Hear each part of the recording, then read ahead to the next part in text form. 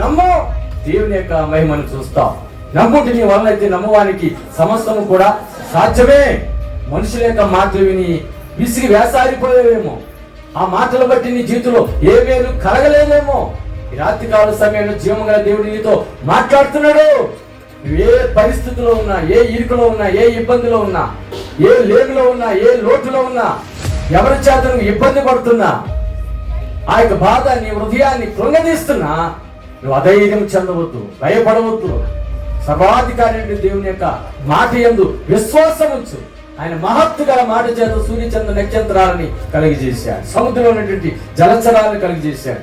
ఆయన వాక్కు పంపి రోగులను ఆయన స్వస్థపరిచాడు. అటువంటి దేవుడు ఈ రోజున కూడా ఆయన సజీవుడిగా ఉన్నాడు. ఆయన ఎవరు అంటే నేను ప్రకటిస్తున్నటువంటి నజరేయుడైనటువంటి యేసు. ఆయన మృతులను సైతం సజీవులుగా లేపగలిగేవాడు. లేని వాటిని ఉన్నటువంటి వాటిగా పిలిచే దేవుడు. ఆయన శూన్యంలో సృష్టిని చేసిన గొప్ప దేవుడు. ఈ రోజు నీ జీవితంలో ఆ శూన్యం అనేది కనబడుతుందా? ఆ వెలితి అనేది కనబడుతుందా? ఆ యొక్క వెలితిని, ఆ యొక్క శూన్యాన్ని ఆయన నింపుతాడు. ఆరాధన ప్రభ, ఈ 4వ రాత్రి యొక్క ప్రభ వద్ద జరుగుతున్న మీ సహాయం దయచేయండి.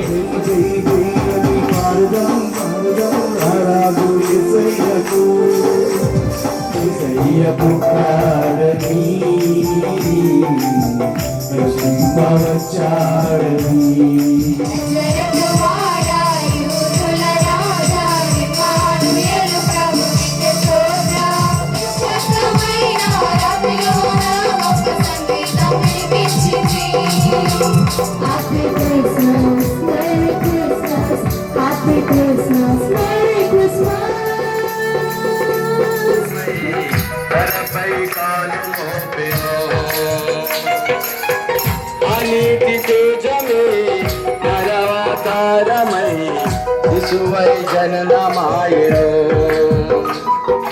పాపి జతను కోరెను, దిక్కుడు తానాయెను. పాపి జతను కోరెను, దిక్కుడు తానాయెను. భూలోకమును చేరెను యేసురతుడా, పరమ దైవమే మనుషులపై ఉదయించెను నాకు సగే. అమర జీవమే నరుల కోసమై దిగివచ్చెను ఈ లోకమే.